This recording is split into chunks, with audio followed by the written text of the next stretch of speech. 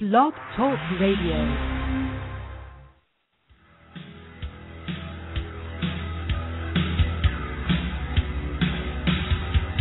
It's the V-Spot. I'm your host, Dr. Dictator. My co-host is Bill Foster. V-Spot Radio is brought to you by Planet Dictator Blog Network. Get everything you need and a few things you truly do not want. Only at Planet Dictator.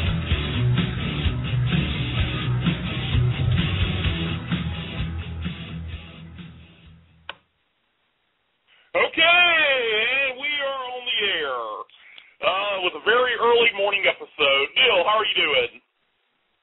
I couldn't sleep last night. Me neither. I was tired by 6 a.m., so I went to sleep, and I woke up at 11.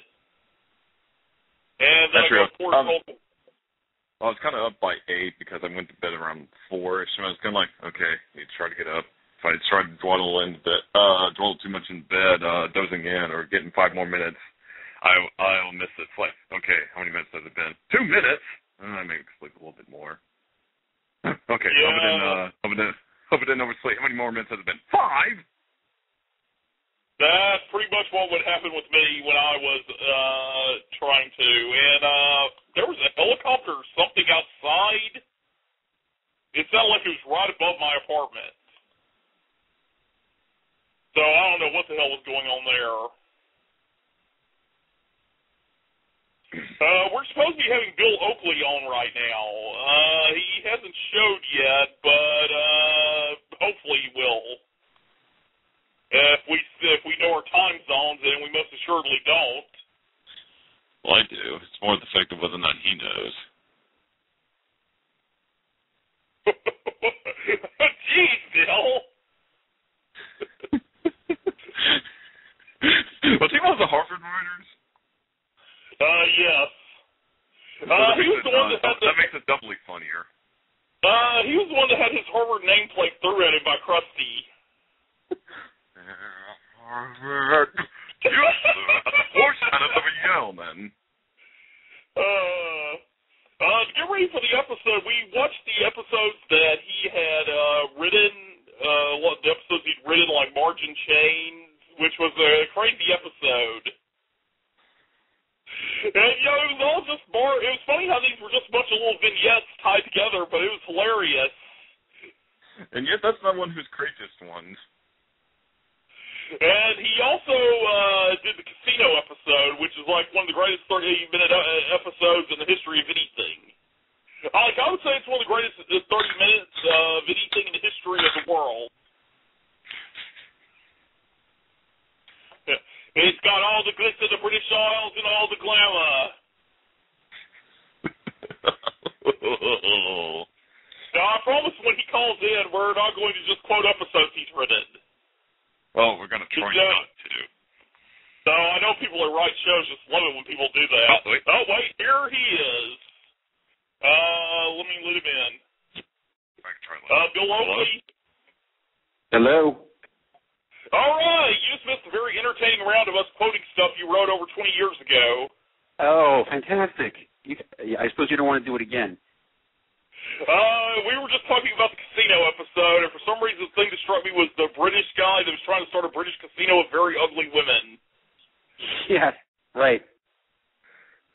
Okay, well, I guess to start, how did you get the job writing for The Simpsons? Well, Josh and I, this is back when I was working with Josh Weinstein, I'm sure you know. We were unemployed for a long time after college, and I think finally what happened was we wrote a spec script for Seinfeld. And for people who don't know what a spec script is, it's basically you just for free, you write an episode of your favorite show or whatever, and then, you get people to send it around, and we wrote this Seinfeld episode, which got a lot of things going for us, and it got us a couple different job offers, and one of them was an offer from Mike Reese and Al Jean to write an episode of The Simpsons, and that one became Marge Gets a Job, which was a story that Conan came up with. And then it turns out they they liked our script a lot, and just at that same time they had an opening because Jay Kogan and Wally Wolodarski were leaving, so they offered us a job, and everything worked out for the best. When you're writing when you were writing with Josh Weinstein, how exactly would that process work? Would y'all come up with jokes together? But who would it like do the actual writing, like actually having to put it into a script? You know, our process evolved over the years. Let me tell you what the process is now that I use, and Josh and I use on projects we work together, and then I will tell you the process which we used back then. Right now, basically, what happens is you just kind of you do a rough draft, and then you polish it up, and then you do a better draft, and you fix things that aren't working, and that's basically the normal process. The process we used at The Simpsons was, in retrospect, I suppose it worked out for the best, but it was the most torturous possible process. It was the opposite of that. It was basically that we would start from page 1, and we wouldn't, every single thing had to be perfect. And we would write from page 1 to page 60 and in order and do it together, basically just sit in front of the computer together and not move along until every single line was perfect. In retrospect, I think that probably was a waste of time, and because we were always writing 20 more pages worth of stuff than we really ultimately needed to write because we didn't have a rough draft to begin with. So that was the process. I wouldn't recommend it for anybody. I would use that second process, which is writing a rough draft first and then coming back and writing what you really need to put in the show as opposed to a lot of extra stuff that isn't needed. That's weird. I find it weird that you would say that it would be that rough and rigid of a structure, since it seemed, when we would go back and see some of the old Simpsons, it would seem like you would have like a base outline for a plot, and then you would just kind of cram as many jokes as you can that fit in with the plot. We would do that, except that we had way too much. We always had way too much. Every episode, I think, not just our episodes, but every episode from the time we were there was probably at least 150% too long. And so there'd be way more material written than needed to be written. Maybe that, and ultimately maybe that worked out well because there'd be so much to choose from, except that, as I'm sure you know, sometimes people had to cut out stuff. We always ended up having to cut out stuff that was funny because otherwise the plot wouldn't make any sense. Sometimes you ended up cutting out stuff, the plot, and then the plot didn't make any sense because you had to make a choice between the jokes and the plot, and at some point, things are going to suffer if you have to cut one of those things too deeply. Let me ask one thing, and this is like skipping way ahead, but I have to know this now, and I'm going to forget if I don't. Why did they cut out the Richard Simmons robot? And who I'm going to tell you about that. There? You guys, everybody loved the Richard Simmons robot, but at the time, many of us considered it to be super hacky. And by hacky, I mean something that everybody was doing at that point in time. Right now, looking back, 15 years, it's like, hey, Richard Simmons joke, that's hilarious. But at the time, and I'm seeing 1993 here, every hacky comedian was doing Richard Simmons jokes. And it was on everything, it was on Jay Leno was doing it, and I don't even know if he was on the air regularly at that point, but let's just say that the air was oversaturated with Richard Simmons jokes, and it was the feeling of most of the writers, but not all of them, that the Simpsons shouldn't be doing that. That we should come up with, I don't know, ultimately what was in there was the dogs with bees or something. It wasn't like he lost the door.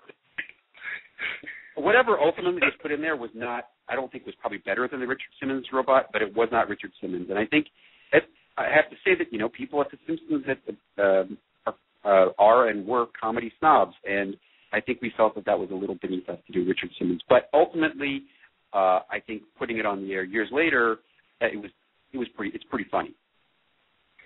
Well, actually, I remember you would say on the commentaries you would spend so long just making the actual plot, then you would spend probably 12 to 14 hours just writing the little jokes that you would flash for a second, on billboards. So, you would have oh my God, we spent so much time doing that stuff. It really did, yes. And I hope that, it seems like people are still enjoying it all these years later because we really did devote a lot of time to stuff that I think only maybe less than 1% of the audience even noticed. Well, it's one of those things, Joe, in hindsight with DVD, since the advent of DVD, it's one of those things that's paid off, I guess. Good. Okay, let me, when you were writing Marge Gets a Job, the one thing that stands out for me in this episode is, number one, is I think this is the first time Smithers did something very, very evil. What, kidnapped Tom Jones? Yeah, okay, see, this is an example of what happens, and I think I love that episode. It is, what happens when, in the course of many episodes, is that you start out with something, a plot, that a story that's pretty realistic, right? And this happened with a number of episodes, especially Marge episodes, because Marge isn't really a fountain of comedy, like she doesn't have that many failings and shortcomings like Homer and Bart do, and so what happens is in Marge episodes, often you have to start throwing in, or we had to start throwing in crazy stuff to overcome the shortcomings of Marge as a comedy character.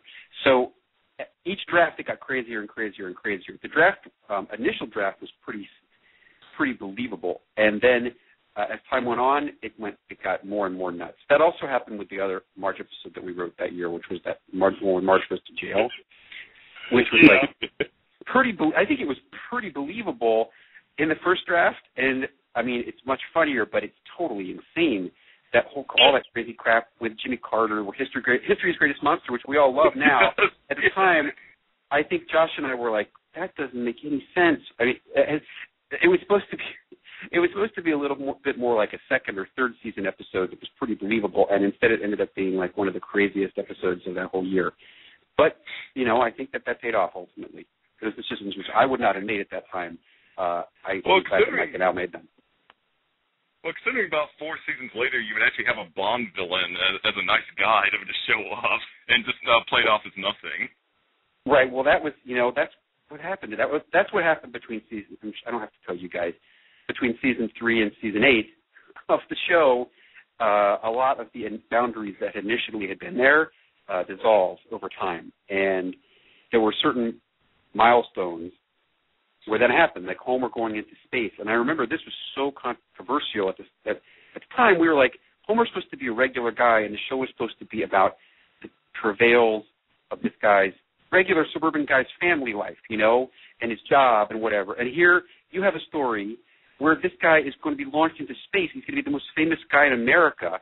And believe me, it tore the staff apart at the time. Ultimately, because so much work was done on the episode, I think it came out really well. And then after that, there were a number, probably beginning with the monorail episode, things just, and then progressing all the way up to what you're talking about, things got looser and looser as time went on. And again, that's probably good because it was keeping the show fresh. How many episodes could you do about, Bart getting an F or Homer getting a new job? And at this point, there's probably been several hundred of them, but at the time we were trying to mix things up. Just because I don't want to forget this, the Jimmy Carter thing, when I was a kid, I thought that was hilarious because I thought it was such a disproportionate response to a former president. When I got older and I saw how people respond to Jimmy Carter, it became even funnier.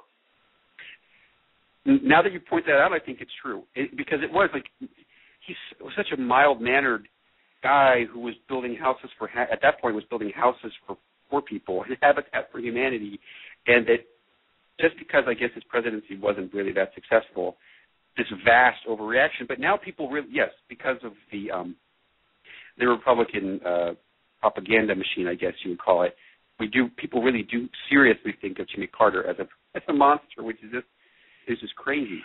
But this guy one time told me, he said, with Jimmy Carter, I paid more for a gallon of milk than I ever have. And this other guy was like, yeah, you pay more now than you did then. What's your point? Right. Okay. The Marge and Chains episode, whose ideal was that? Like the general concept. I don't remember. It was definitely assigned to us there because that was our first job on staff. It might have been an idea that had been around for a while, and it was assigned to. That's what happens when you're the low guys on the totem pole. You have to do the Marge episodes, and that's what happened with us that year. How would that work as far as the show went? Now, would guys, so you wouldn't be pitching your own ideals, or would it be just at the beginning of the year, guys would just put ideals in a pot? Well, what happens is, at least back then, we had these things called story retreats, and everybody, twice a year, like a lot of the ways that things, let me just take a step back here. A lot of the ways that stuff was done on The Simpsons in the 90s was taken from the way that things were done under Jim Brooks at Mary Tyler Moore and Taxi in the 70s and 80s. And they had these things called story retreats where all the writers would come up with stories. And in those days, in the days of Taxi and Mary Tyler Moore, they would be like, these guys would go to Palm Springs, they would go to Hawaii, and they would like play golf and have fun and do all this crazy crap and then work on the stories. By the time that The Simpsons rolled around and we were working there, we would go to a hotel, a conference room in a hotel that was a block from the office. And it would be one day and we wouldn't even get to spend the night or anything, So it was like a big meeting, basically. Anyway, all the writers would bring their stories. We'd have them twice a year, and people would bring their stories, and everybody would try to really get the best stuff they had worked out for these retreats because everybody would be there. Jim Brooks would be there, and Matt Groening would be there, and sometimes James Simon would be there, all the writers and all the assistants who take notes, and you'd have to be the focus of attention for a good 10 minutes as you told the story, so you'd want them to be great. And that was the process. Now, where we come up with this stuff, from all over the place. From our own lives, from articles in the news. Josh and I got a lot of different ideas from USA Today, frankly, back in those days. The gambling episode and Malibu Stacy both came from articles in USA Today. What was the first episode that you got the pitch that actually got made? It was the gambling episode you just were talking about. That's we probably moved to talk about Mission Hill, just so we can have some time. Well, we know it's kind of based on the indie comics, but I can't remember which ones you said specifically influenced the design. It was a combination between the work of Dan Klaus, who did this comic called 8-Ball, and Peter Bagg, who did this comic called Hate back then, which was also known as the Buddy Bradley story or whatever. Okay. It was inspired by those things, and a lot of hate influence. Oh yeah, definitely. Both Josh and I love that material, and we kind of try to use our Simpsons skills to bring a world like the world depicted in those comics, into the primetime TV world. And it did not, as you know, probably it didn't succeed. It was a miserable failure in the primetime TV world, but it had a second life on Adult Swim where it probably was a better fit. Me and Neil were discussing this last night. Does Penis Guy have a name? No. What's his name in the script? It doesn't? I would have to look it up. You know what? He doesn't have a name. He's not like Just Stamp the Ticket Guy in The Simpsons, who goes by the phrase, you just call Just Stamp the Ticket Guy. I think it's just businessman or something. There's no good name for him. Sorry, the answer it's kind of like so unsatisfying. Kind of like the guy who goes, yes. Yes, exactly. In one episode, he was called Homer referred to him as that jerk that always says yes. Yes, that's Frank. I think it's called Frank Nelson. That's the character that is from that. You guys know that's not. The Simpsons did not invent that guy. He's from Iowa. Yeah, he was based on some old. Yeah, he was based on I saw him on an episode of Sanford and Son. Yeah, an old character actor. I can't remember his name. Character actor. I think his name was Frank Nelson, and he was definitely around since the 50s. And he did that yes kind of thing in a lot of. And I love Lucy, but probably a lot of shows from the 50s and 60s. And The Simpsons just kind of resuscitated him and whole hog and took his thing and started juicing it. Now, with Mission Hill, one question with Mission Hill, with like Kevin and Andy, are these kind of semi-personal accounts of your Josh Weinstein? Yes, they're all the characters. I can't tell you who, but they're all people that we know. Everyone in Mission Hill is either someone that we knew or someone that we met or a combination of people like that. But many of them are still our friends, so I can't talk about where they came from. When I was watching the first few episodes, I couldn't help but thinking that Andy was a very good brother. Yeah, in retrospect, he actually was pretty good. He was grumpy, but I think he did have a certain sense of responsibility, which I think ultimately kind of funny to see him being dragged along into being kind of a responsible adult father figure for Kevin, who was so annoying. I was telling Neil that with most people, I think the pilot would last 5 minutes when Andy would tell his mom to piss off. Right. Going back to Simpsons, because again, you've done so much stuff. It's a lot of ground. How did you get the job? How did you and Josh Weinstein get the job of being showrunner? It was a combination of fortuitous events. One of which was that Conan, who was the next person in line to be the showrunner, suddenly became a famous talk show host and left the show. Because at that point, Josh and I, after being there for only about a year and a half, became the most senior people because many of the people from the first few years, like Mike Reitz and Al Jean and John Vitti and Jeff Martin, all suddenly left. And very quickly, Conan was the most senior person, and we were the second most senior people. And then Conan, miraculously, in 1993, Conan became the host of Late Night and instantly left. And then after David Merkin left, it seemed like we probably just had the most experience and knowledge of the show. And I think that he put us up for the job. So that's the process as I know it. I'm sure there was other stuff behind the scenes that I wasn't privy to, but that's basically the story I think I pieced together. Okay, when you got the job, did you ever have any attitude? Were there any things that you wanted to change about the way the show was ran? Like it could be a minor or something that you didn't think they were doing before, or were you just trying not to mess things up too bad? All of the above, I'd say. We had a plan of what we wanted to do, the kind of shows we liked, which was we wanted to make it just like Season 3 all over again. We always thought Season 3. I still think Season 3 is the best. And by the way, I should say we weren't even there on Season 3. We were just watching the show as fans. I still think that Season 3 is like the best season of television ever made by anything, ever, anywhere. And so our goal was really to just make another Season 3. And literally we sort of mapped out, I've told the story before, but we looked at Season 3 and we're like, what's the composition of episodes? How many Bart episodes were there? How many episodes were there, that were emotional versus how many that were just crazy? And also we figured, well, every season's got to have at least one Sideshow Bob. Every season's got to have one Itchy and Scratchy. So that combined with the fact that we wanted more realistic episodes. The majority of the family ones to be pretty realistic, which is why we started out with that Home Sweet Home Diddly Dum Doodly one written by Vitti that was a real throwback to the early days of the show. So that was what we did. We basically just wanted to copy what we thought had been great about the show in its early years, and but keeping in mind that a lot of boundaries had already been pushed during seasons 4, 5, and 6, so we had more to play with. We weren't so confined to it being domestic comedy. We could have crazier stuff in there. Okay. I guess that's why you did more crazy stuff like the Simpsons spinoff Showcase and 138th episode Spectacular. Just trying to break any norms.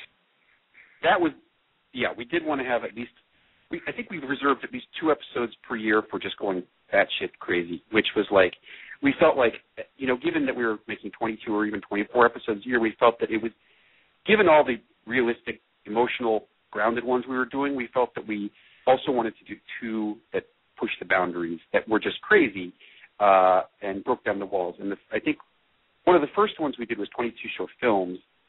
Yes. And the other 2 you mentioned that were just like, they bent the format, they bent the genre, and whatever, what expectations you had from a sitcom. We thought, why not, what better place to play with them? Also because, and I'm sure you guys have heard this before, that we didn't ever get any notes from the network. And it's a I don't know how many shows in the history of television have been in that position, but it can't be more than like 10 over the past 50 years of television, where the show was so blessed through various circumstances that we didn't have executives meddling with the show. I mean, we didn't answer to anybody at all, so we could do whatever we wanted, and they had to broadcast it, and it was a rare treat to be able to do that. The spinoff Showcase, that has probably my favorite line in the history of the show that did not belong to a regular character, and it's when Big Daddy's getting ready to run, and he goes, "Oh, Lord have mercy, I wish I weren't so fast." Yeah, that is funny. And I say that to this day, anytime I have to do something that requires me to move fast. In the episode Sideshow Bob Roberts, now, this is one of mine and Neil's favorite bits ever, when Homer suddenly gets thrown out of a car by the Archie gang, and Moose goes, "Duh, stay out of Riverdale." Yes. I hadn't thought of that in a long time, but that is, I like that. That's crazy. How did that bit come up? Because it was this funny thing, because you get the feeling that Homer had been involved in something that we weren't privy to. It was almost like it was a B-plot that wasn't being shown. Exactly. That's exactly what it's supposed to imply, that he'd somehow been screwing. Well, first of all, we were big fans of Archie. Both Josh and I were big fans of Archie, and a number of things that I think people think the Simpsons made up actually came from Archie. I'm pretty sure that Yoink came from Archie. And I'm pretty sure that Eep also came from Archie. Eep, which people do. Lionel Hutz did it in that Marge jail one. I'm frankly sure that both. I'm 80% sure that both Yoink and Eep came from Archie. And God bless Archie for not suing us for using them. Anyway, what you're saying, that was just basically a quick joke that we came up with to end whatever scene that was. But we loved, as you said, that it implied that that Springfield obviously there was another fictional city somewhere nearby besides Springfield. It was Riverdale, where the Archie gang lived, and Homer had somehow been causing trouble there. But we didn't get to see any more about it. And later and again, I love this bit later, when he's in the car, he's reading an Archie comic seething. Yes. Now, when you were showrunner, what was your favorite episode come along during that time that you were running the show? I don't know. See, the thing is that, I have to say that over time, my opinion of various episodes have changed, and they have changed historically, too. Nobody really liked 22 short films at the time. And nobody really liked the whole Frank Grimes thing at the time, too. And now I can't stop seeing everybody saying how it's the favorite episode, and Ricky Gervais as saying it's the best episode of television ever. And I'm like, well, Mr. Gervais, you should give me a call then. But, nobody, at that time, nobody liked that either. And I think that a number of things about many of those episodes were shocking and off-putting to viewers back then. But over time, as people's senses of humor have changed and people have had a chance to see the episode in a different light, I think they've come to enjoy them. Anyway, at the time, I think, I still really like a lot of the more standard ones, like the 300-pound Homer one, the king-size Homer. But I really did have affection for 22 short films. But at the time, I didn't keep talking about it because it seemed like nobody liked it. So I just shut up about it. But there were other ones. I think we all felt at the time that the Bond villain one, You Only Move Twice, and that was Greg Daniels' story, which is a super solid story, and the script by Swartzwelder, just added all these great details. But I think that may be one of the ones that at the time the one that we all liked at the time that has also been liked over the years. You Only Move Twice, that's the name of it. I like East Coast. I know that some people don't seem to like those some people don't seem to like those endings, but some do. Some didn't like the prisoner ending. But some of those are actually just kind of hilarious. Just kind of end that way. Right. So Which one was it? This was an ending. This was after you left. The computer wore minute shoes. Homer got captured and put on an island because he had made up these lies, and it turned out one of them was true. Right. Okay. No, I only vaguely remember that. Okay. The thing with the ending of You Only Move Twice, when Homer had the Denver Broncos, the thing I found funny about that, he's very sad, but 2 years later in real life, the Broncos won 2 Super Bowls in a row. Dude, I was just thinking about this recently, and I regret that it was the Denver Broncos. Here's the thing. It was supposed to be the Houston Oilers. This is in the original draft of the script. In the original draft of the script, and even at all the way up to like the animatic it was Houston Oilers, which was perfect because the Houston Oilers were always in the basement. Nobody cared about the Houston Oilers, but they were moving the next year to become whatever, Tennessee Titans, and is that what happened to them? And so we just were like, we can't have it be Houston Oilers. Nobody's going to remember who they are. It doesn't make any sense, and nobody's going to, like 10 years from now, people are going to think that's a made-up team. So it became Denver Broncos, and nobody was really satisfied with that. One, because I know George Meyer, who was there, who's also, first of all, a huge Broncos fan, but also, he liked to get things right. And I think we had, like, even John Elway was receiving, and when you see with the Broncos on the lawn, the numbers are all wrong, and John Elway is being receiver rather than the quarterback, and there's a lot of screwed up stuff about that. And in retrospect, I wish we had picked a team that was a worse team that would be still around. Anyway, it's the first time I've said that, but I wish we had fixed that and not had it in the Broncos. Well, that just works so much better the Houston Oilers, just because they're in Texas, and you never hear people in Texas, even back then, talk about the Oilers. Right.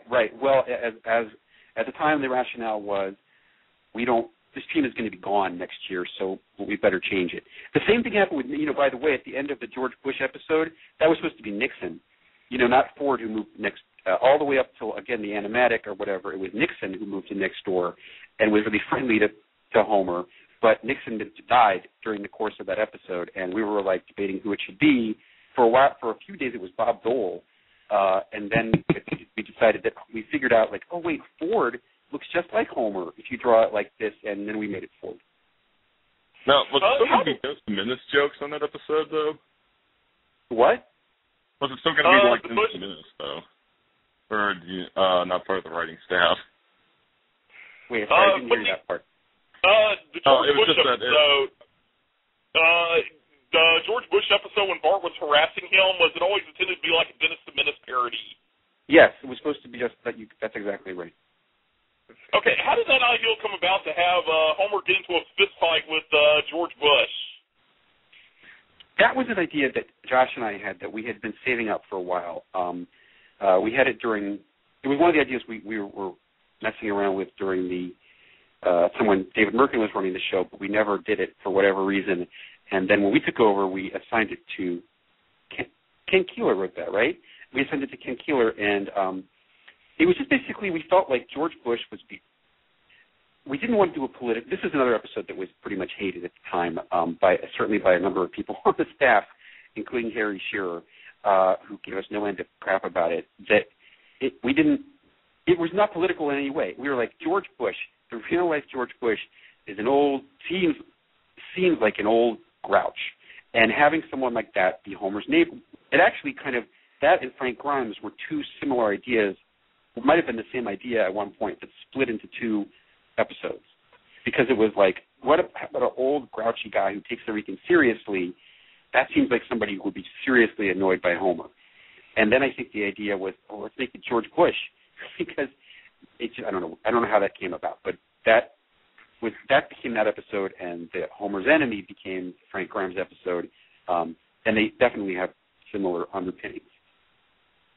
One thing I noticed is just now realizing, thinking about it, that a lot of the episodes that happened when you and Josh Weinstein were showrunners, that has been mined a lot in later years. Like Frank Grimes, like they'll still do things where Homer's still harassing Frank Grimes in the grave, like he took his tombstone.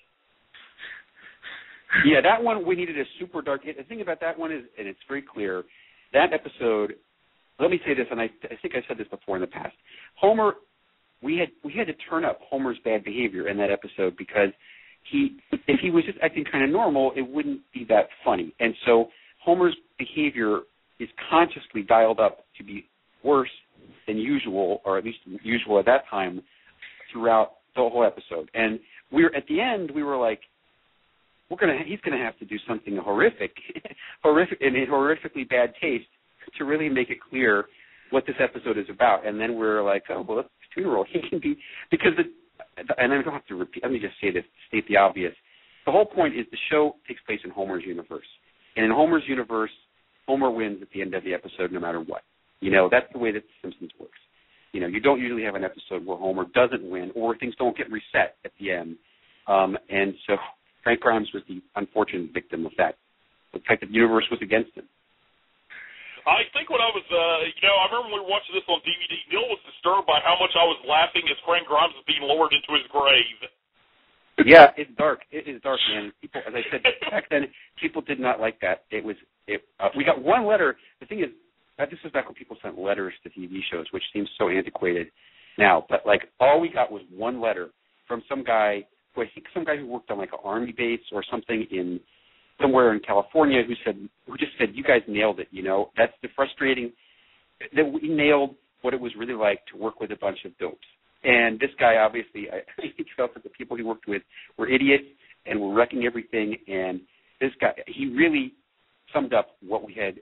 We knew that it got through to this one guy, and so we put that letter up on the wall, and we enjoyed it. And later we heard other people liked it, but that was years later. Yeah, growing up, because like for me and Neil, the Simpsons, I can think of the number of Simpsons episodes I hate, and I can't say on one hand, and usually if I watch the episode again, I laugh at it. But so when I got on the internet, the biggest surprise for me was, there's people that hate the Simpsons? Yeah, man, I'm telling you, look back at those things at SNPP and the Springfield Nuclear Power Plant, and you'll see that people, this is what I learned from reading that and over the years, is that you can never, and I think this really goes back to that whole, you can please all the people some of the time or some of the people all the time or whatever. I've never seen a Simpsons episode that more than 80% of the audience liked. And there's always at least maybe 10 to 20%, even in the best case scenario, that hate it with a violent passion. And I've tried to figure out why that happens, and I think people's senses of humor are a very personal thing. And I've seen it happen with Josh, and with Josh and me, where we watch an episode of some other show and one of us loves it and one of us hated it, and it's just because we later realized that it was because someone was in a bad mood, that night or whatever, and just didn't want to be amused or didn't, there was something in it that struck them wrong, and it is a personal thing. But anyway, if you look back at those comments from season 3, 4, 5, 6, 7 that people were posting on the internet at that time, it seemed like the end of the world was coming. People were so outraged. At least 30% of the audience thought that every episode was the worst episode ever. And, that's where that phrase came from, was alt TV Simpsons. We have contested episodes like that. Even on Mission Hill, we've been contested because I didn't want to watch the Lamborghini episode again. Just because I've seen it so many times, that it just, I don't know, just something about the episode just kind of rubs me wrong. The fact he has to spend how much was it for that windshield wiper? It was a whole lot just to pay for that or the gas. Yeah, it was a couple $100. Yeah. Well, we've almost got into fist fights over some things. We get into fist fight, we almost got to a fist fight over season 8 because I said Brother from Another Series is a better episode than You Only Move Twice. And I love You Only Move Twice. I just think the episode with Sideshow Bob's brother is better. I don't agree. I don't agree with you, but I'm happy that you have that opinion. I feel Nobody like that. does. I know I'm in the minority. Well, he also likes Travis Times better than You Only Move Twice. Episode. It's a good episode, yeah, but it doesn't. And it's also because I'm just. I felt that You Only Move Twice had. Mainly because of the work that Greg did, had a plot that worked. Every single thing came off like clockwork in the plot. Whereas in Brother from Another Series, I think the plot, and Ken, who wrote it, I'm sure would agree with this because of all the hoops we had to jump through writing it, that the plot has a lot of kind of forced parts of it. That's not to say the character isn't funny. The character of Cecil is great, but You Only Move Twice. This is boring. I don't need to go into this. I just think it's more. I think You Only Move Twice is a more elegantly constructed episode. One more question, just for we have time. Whose idea was it to have Ronald McDonald, the meaning of life, in that episode where Andy has just the worst day ever? I don't remember whose idea it was. I do remember that we needed something that could come off. That we weren't going to show the whole thing. It had to be something that you could, in a split second, because we weren't going to reveal it because it was supposed to be. The joke was that, for those of you who didn't see this episode, the joke was Posey, the kind of spacey hippie girl character, is meditating, and for the whole episode, and at the end, she's finally gotten to the point where she's going to reach the meaning of life, and she's interrupted just at that split second that it's being revealed, and we only get to see a fraction of it.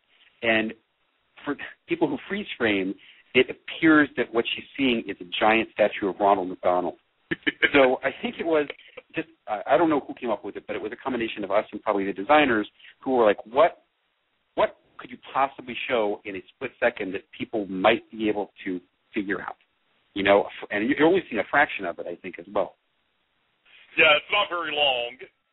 Well, it's also, that's kind of almost could be deemed a depressing episode, because that's just like, I can't remember all the terrible things that happened to Andy in that episode. I don't think it really got shown get any good resolution. It's just that it gets shit on all day. Oh, no, but at the end, at the end it's got that happy ending. Remember where Michelle Butterfield gives him a kiss and invites him to come to the Nobel Peace Prize ceremony or something? Well, Kevin gets it, but he missed it. Right, okay, I do remember that. Okay, going back to Brother from Another Series, that is the only ending of a Simpsons episode that bothers me to this day. What is the memory about the episode? Children. Oh, Bob saves the children. Right. Well, this is Terminator. You realize that the whole thing is Terminator 2, right? It's the story of the whole plot is basically Terminator 2, where the previous villain, there's a new villain worse than the previous villain who has to now become the defender. It is like, not to give away too much of the secret of writing, but like that is basically the whole idea was, let's do Terminator 2 with Sideshow Bob and his brother being the T-1000. It's just like, to this day, though, it is just, also there's this thing, and I do this with my own nephews when they're being bad. I'll take them to their mother, and I'll say, your children are no more. Right. And I'll hold them by the scruff of their necks. Yes, and a bunch of misbehaved hooligans or something? What is it? Second part of that sentence? Okay, let me ask you about Cleveland show. Well, because we've only got a few more minutes, and I really loved both the episodes of Cleveland show you wrote. The first episode had a great line in it, where he's like, "Oh, Don, I'm sure I'll be just as sad at your funeral, and my third wife will be mad at me." Yeah, I have to say that the Cleveland show, when I work on the Cleveland show, it is, they are a very collaborative process, and it's more like a lot of the lines are come up with in the room, and a lot of the dialogue comes out of like Mike Henry's mouth as he kind of semi-improvises it. So I don't have a good memory for who came up with what line. I think in many cases the lines that you're going to probably love are lines that were kind of semi-improvised by people who were recording it at that time.